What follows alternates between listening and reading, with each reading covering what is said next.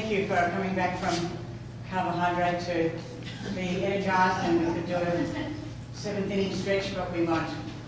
So I am and have been for nearly 2 years Deputy Vice Chancellor Learning, Teaching and Student Services, which is American for provost, or it's British, old British system for provost of a university, so Chief Academic Officer. I'm also Pro Vice Chancellor for Research at the moment for another week. I've done that for a year, and I'm also the Director of the Centre for Flexible and Distance Learning, which I'm hoping to share within a couple of months as we have put out applications have just closed for that position to be taken up. I, as I said, have been in at USP since August 2010. Prior to that, I was the President of Historically Black Medical School in South Central Los Angeles. I'm the first woman, the first white person, the first non-MD to run any black medical school in America, so that was a challenging and wonderful experience. Worked hand in hand with a colleague of mine who you would know more as the Governator or the Terminator. So we built some stuff in that time. Prior to that, I was the Provost of a for-profit university in the States, and then prior to that, Associate Provost and Dean for continuing education and e-learning at the University of Wisconsin-Milwaukee, and before that in Melbourne for most of my life. But I am a Tasmanian, so I am an islander, and I am now in my 3rd country, and I've just happily bought a house in the south of France, and we'll be moving there in 3 years' time, so life's a big adventure with lots of frequent flyer miles.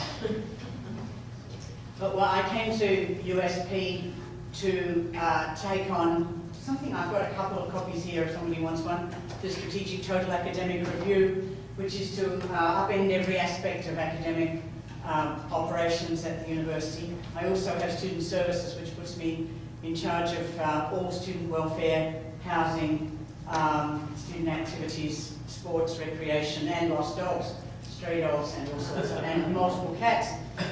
So it's and the security for the institution across, as you will see here. The USP is 12. Actually, this next slide gives it more clearly. 12 small island states across 33 million square kilometres of water, about 3,500 islands. We have 14 campuses, 1 in each member nation, and 3 in Fiji. The university was established in 1968 to address the development needs of the Pacific, established by Australia, New Zealand, Britain and Fiji, and has been designed as an agent of change, an agent of development.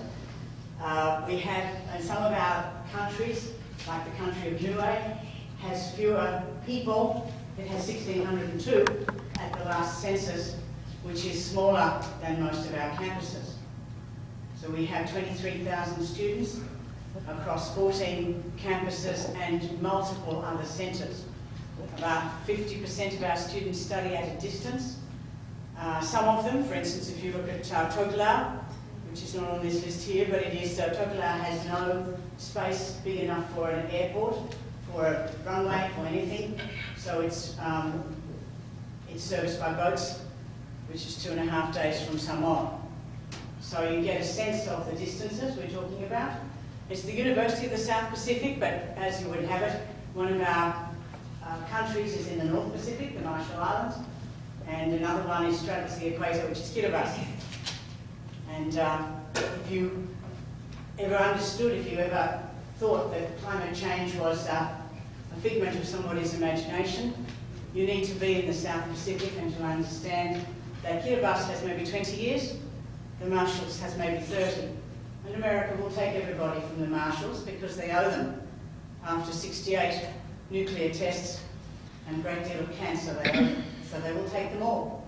But they've said they want them to be educated and disease-free, neither of which is progressing. The education has actually declined, as has the health of the people of the Marshall Islands. There are about 60,000 of them. And so it's their major, humongous challenges. We had most recently, last week, a cyclone in Fiji, and people died, and poor people lost absolutely everything. And they were the ones who might have had something left from the floods that came in January. So this is a place where you can make a difference, where it is so important that everybody in these countries have people with a degree who can earn a good job, maybe in their own country, but very many of them. The countries, it's very hard for people to imagine, but to build remittances into your budget, that a country depends, Hokulā, Tuvalu, Kiribati, Tonga to a certain extent, Fiji rather less, on remittances, which is people getting a good degree, going overseas, getting a good job and sending money home. And that is built in at maybe 30 to 40% of the economy of many of our small island states. So it's a very, very challenging environment. You might think that's temporary, but it's not. It's a long-term survival, sustainability strategy for small island states, fragile economies, whatever you want to call them. They are very, very poor. In fact, the budget for the University of the South Pacific is bigger than the budget for the whole country of Niue, which is an interesting country in its own right, at the intersection of many currents, so it's got people from all over the Pacific who've been there for thousands of years. So, I'll go back now to USPNet. We have our own broadband USPNet, which was established in about the year 2000. That was a major upgrade, which connects all of the Pacific, all of our campuses. We are also the place when there is a cyclone or there is a tsunami, as there was in Tuvalu a few years back. The USB campus becomes the evacuation site and the communications site for the whole government. So the university is front and centre of the survival strategy of many of these countries. And we have had very significant tsunamis, as you know. We are on the ring of fire, as is Japan. And so Vanuatu has frequent cyclones and earthquakes, which makes life interesting, challenging and expensive, and recovery is extremely difficult. And Fiji was just recovering from the floods that hit the west of the main island in January, only to get hit again last weekend. And that's left us with some challenges on the campus, which I'll talk about. So,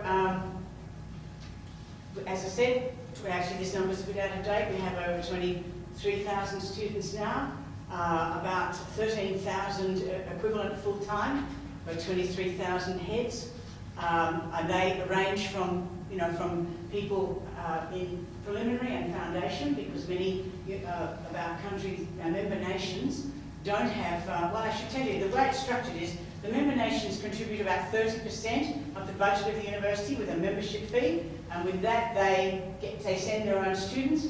The students themselves, well, with sponsorships usually from Australia, New Zealand, European Union, Japan, Korea, China, send students, and the other third comes from aid.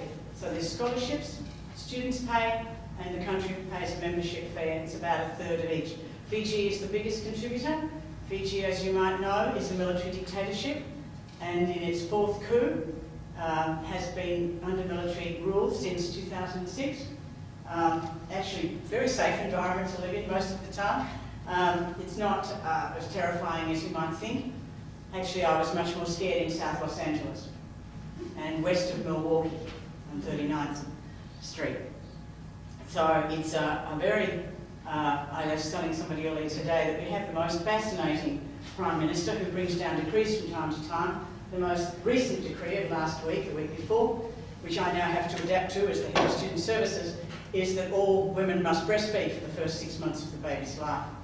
They must. So I now need to provide a breastfeeding room, which is fine by me, because the water is not safe unless it's boiled for 3 minutes. So formula is not safe, it's also expensive. And as you know, in developing countries, asthma and allergies are rife.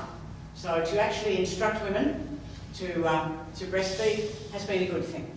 It's been babies die in very large numbers. Not as many as they do in Mississippi, but certainly a lot more than they do in most other countries. So, interesting, we also have an equal fruit decree. We have a anti-domestic violence decree. Some of these are not bad things.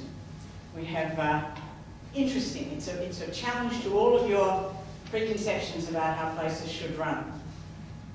So USP decided back in 1968, in an environment in which there are over 200 active Indigenous languages, that English would be the language of instruction. English is the passport throughout the Pacific. English is the key, the link that brings together all of these diverse peoples and their languages. So the challenge has always been to respect the Indigenous language while making sure that people can communicate with each other and build a, if you like, a big safety net between all of these countries, so that a person who might be one of only 20 people working in the education department in a country is connected to all these other countries and can learn from them and can say, well, I've got this problem, what did you do with it? And so that means that the Niue need to be able to speak to the Tokelau, need to be able to speak to the Marshallese. These languages are not dialects, they are distinct and different languages. There are many hundreds of other dialects. Within Fiji, there are probably 40. As you're aware, Papua New Guinea itself has 700 distinct languages, which makes education all the more important but all the more tricky. We have 12 different ministries of education we have to work with, plus the Australian, New Zealand and the European Union, which brings its own challenges. We had our first DFL, Distance and Flexible Learning course, 1971, and a rudimentary satellite-based education coming up in 1972.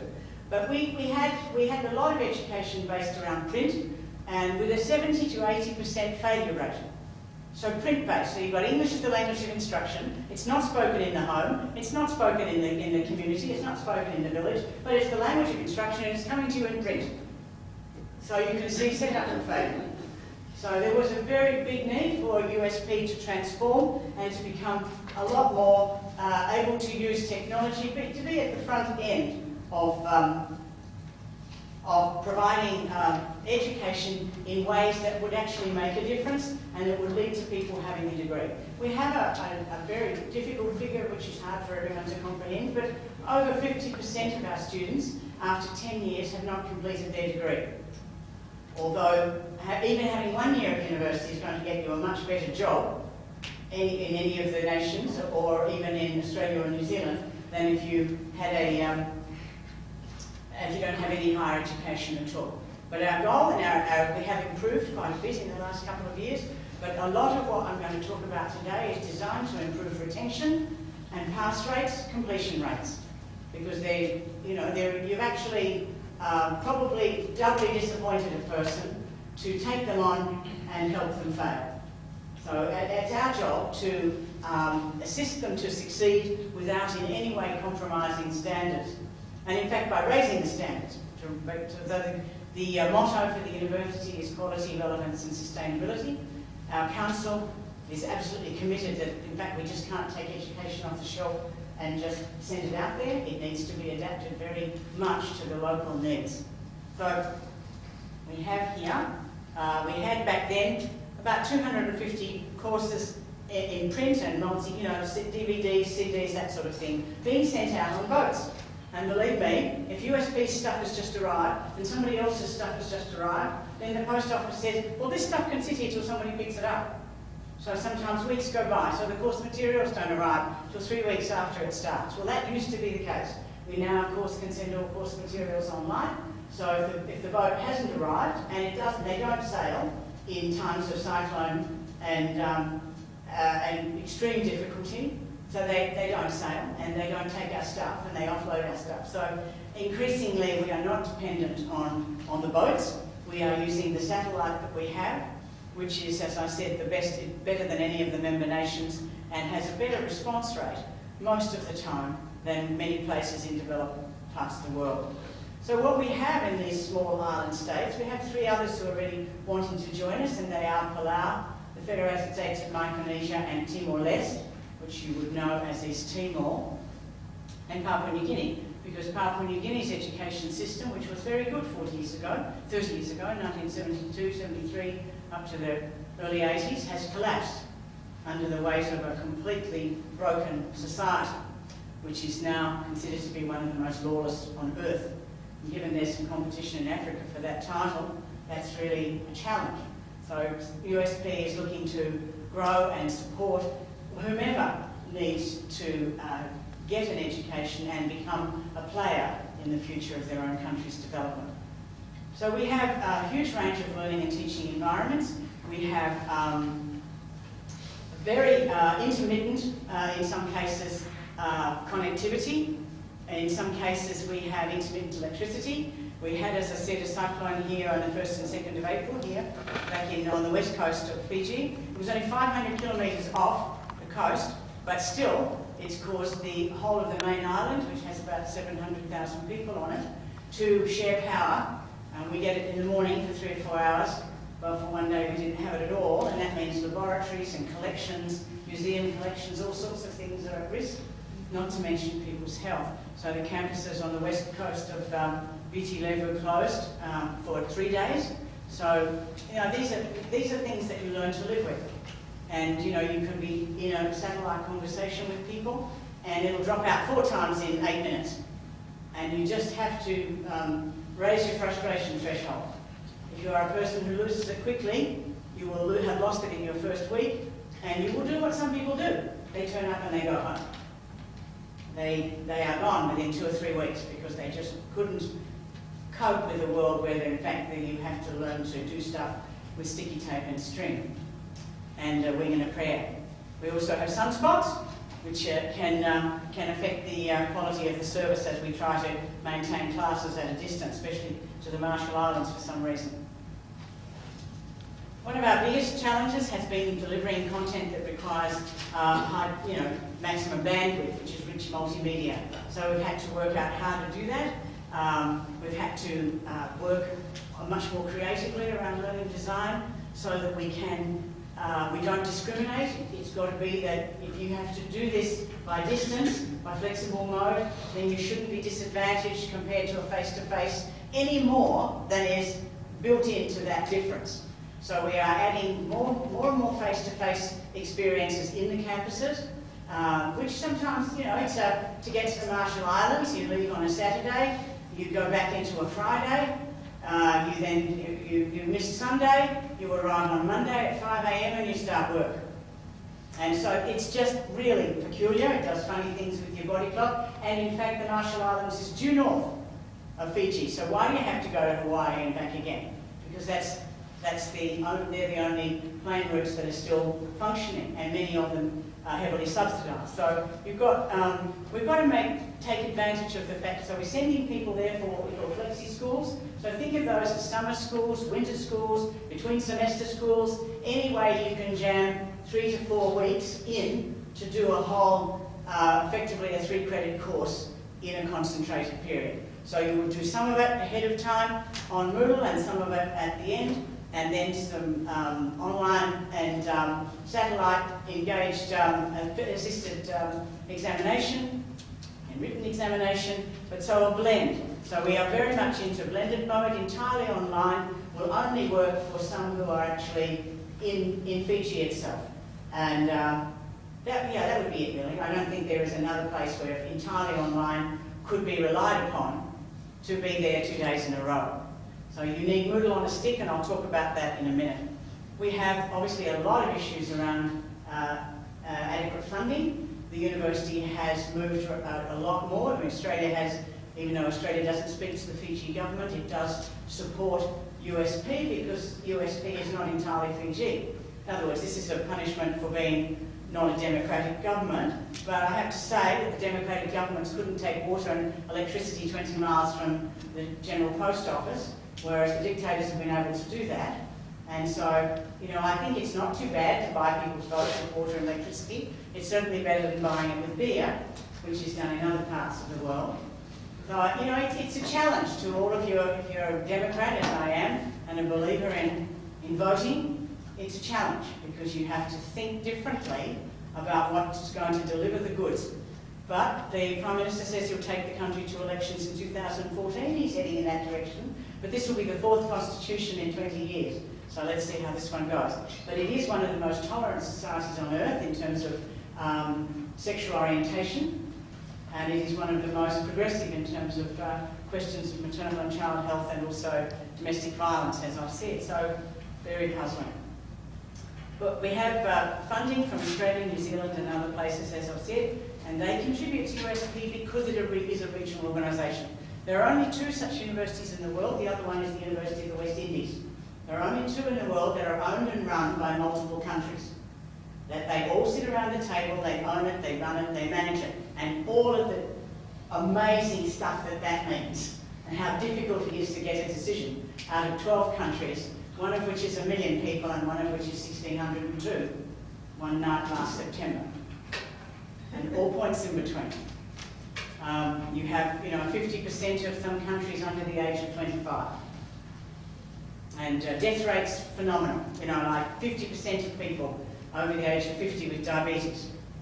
I have been to 4 ringu-ringus, which is like a wake before the funeral, in the last month, and the oldest person was 55.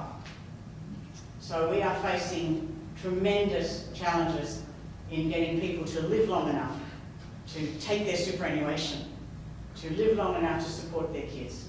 Nearly everybody has a dead parent. Nearly all of the students have a dead parent. They're 20 years old and one of their parents is dead. That is stuff out of my culture, out of Tasmania, even out of Sicily. That is stuff of 60 years ago. That is not current.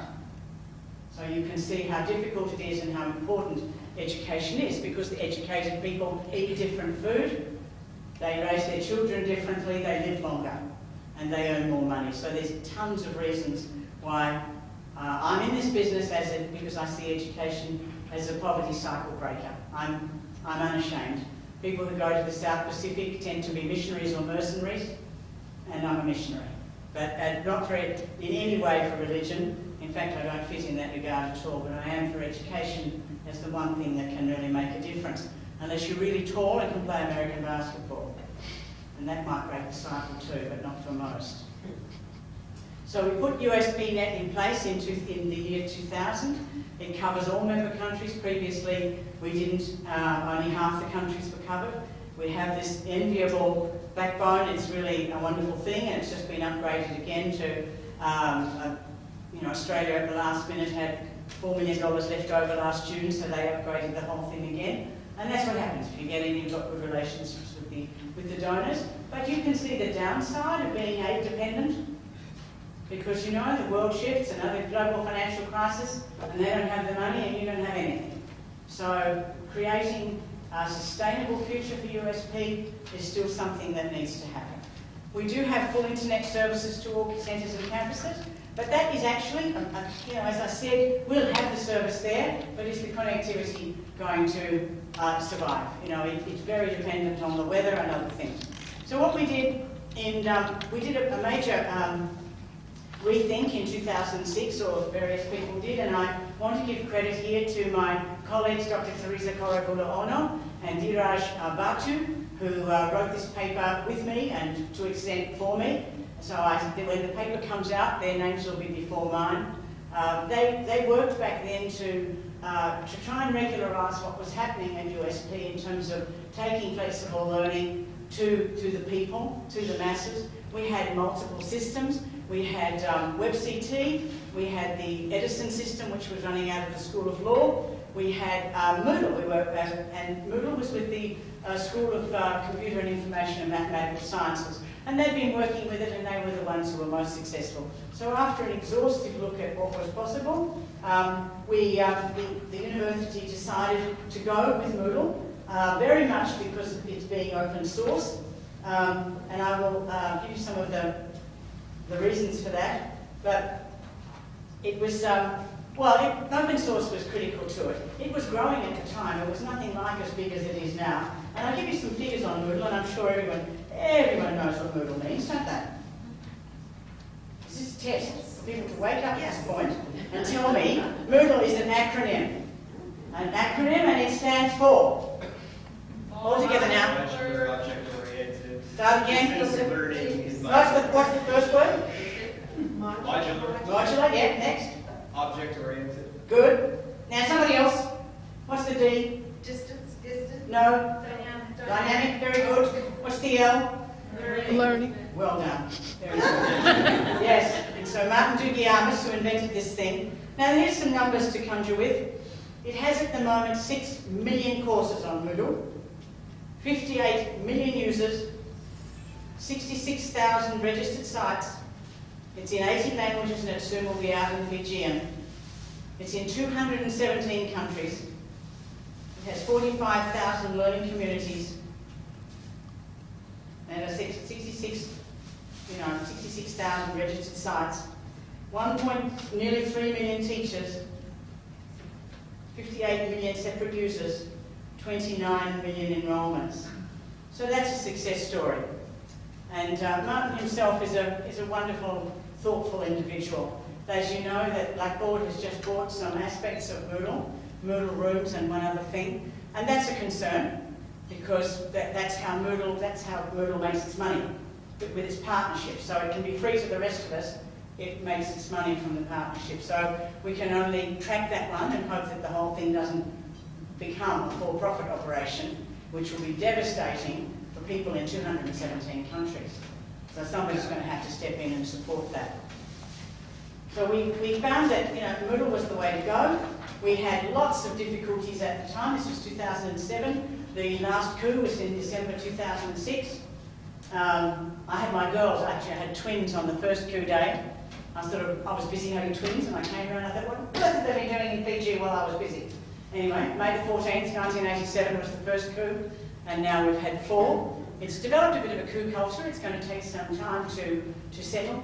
We have for the first time a Prime Minister who wants to bring the two big populations together, the Indo-Fijians who came as indentured labourers, effectively slaves, and the Tauke, the indigenous Fijians who own 85% of the land, and all of the issues that go with a chiefly structure that is quite impenetrable to some change, even though some people at the top are very keen to bring about those changes. So in that climate, with uncertain money, the university having been not very well managed in around that 2 or 3 years and losing money, in that environment with not nearly enough instructional designers, you decide you're going to do the most complex thing. You're going to have every course with an active Moodle presence in 5 years. And it has been done. It has been done. We are at 90%, and we will be at about 96% by August this year. So from 2007 to 2012, that's about 700 courses, 700 separate courses with an active Moodle presence. Every single one has a Moodle shell, but we don't count that. But actually being used to relate to students, for staff to relate to each other, and then it's had to be done in a complex way because, as I said, the connectivity isn't always there. You need to be able to have it on the USB and then go into the centre and upgrade and and load up more stuff and get the latest information from your instructor, and then go back and work in your Bure, which will probably have no electricity, and so until your battery goes flat, that's when you do your homework. You do your study until the battery goes flat or the sun comes up, and away you go. But there'll be no printer, and there'll be no other way to support what you're doing. So we have to be very, very flexible, and we have to, but the students, for the most part, are extremely diligent, and they understand that the dreams of their families and their country is riding on them. Well, we took the opportunity because, as you know, if any of you are instructional designers, and I know some of you are, instructional designers do a better job on learning outcomes than anybody else. They get it, nurses get it, it all came from teacher education and nursing, and so the nurses have a big yawn and say, oh, the rest of the world's catching up. That's all kind of nice, but it is true. In sociology and in physics and other places like that, this is all new. The idea that you would develop learning outcomes and rubrics and level descriptors, and you would be moving towards program outcomes and institutional outcomes. And what we are heading for at the university is, and this is online as well, but is a series of graduate attributes, just seven things that we ask that every single USP student can do and know at the end, and be able to demonstrate at every level, from benchmark to milestone to excellence, through in every course, in every program, in every way. And that includes some of the things that we talked about, that Virginia talked about this morning, in terms of critical thinking. That's a big one, obviously. Professionalism, ethics, oral and written communication, teamwork, leadership, and for us, a Pacific consciousness. It's very important that everybody in the Pacific gets the sense that they're part of a region, because as Ben Franklin said, we hang together or we surely hang separately. And it is important. There is no way forward for these micro-states unless they work together. So we put that all in place back then, and it has grown now and engulfed the whole university. And the university is seen as one of the most effective Moodle experiments, Moodle sites. We have a whole range of ways in which we relate to people. As you can see here, we have a combination of print, face-to-face, and blended, and entirely online. You don't have too many things entirely online. As I said, it's going to be more difficult to carry that off. And some people still have this idea that that's the goal. As far as I'm concerned, we will never get there. Our students are dealing in not a second language. Very often it is their fourth language. When you ask any kids in class what's their first language, where is English? It is number 4. For about 25%, 26% it is their first language. So they are working in a second language. It's not that they are bilingual in any way. They're actually multilingual. This language works here, this language works here, this one works with my grandmother on one side, this one works with my grandmother on the other side. And the vocab and the sentence structure is different in every language, in every setting, and you're asking them now to write for you for 3 hours in an exam and compete with the world. So my husband, who teaches management public administration at USP, followed me there, which is everyone should have such a husband. He actually tries to help them build their confidence by saying, now I want you to set an exam for me in Tokelau. They say, well, that'd be silly. He said, you get my point. I can do all sorts of things, but I can't do your language. So don't feel bad that you can't do this. This is not a statement of your ability, it's a statement of your language facility, and we're going to do something about that. So as the boy from Michigan tries to teach to understand the importance of language and the importance of self-confidence, if you're going to be a Pacific leader, and when you then understand how amazingly fluent people are in their fourth language, we all just have to hold our heads in shame, or I do as an Australian, which is essentially a monocultural society for the host nation. For the white invaders, I should say, the host nation is usually speaking 3 or 4 languages. So it's many challenges. Now I go to what I wanted to say here is that we have there's lots of exciting things on the horizon. And one of them is a little bit like the robot one this morning. Although it doesn't require. We're using phones and wristwatches. Essentially, there are many more communities that have mobile phones. Everyone will have a mobile phone. Most of them, we've got 95% of people in Fiji have a mobile phone, but they don't have a fridge, and they sometimes have a television.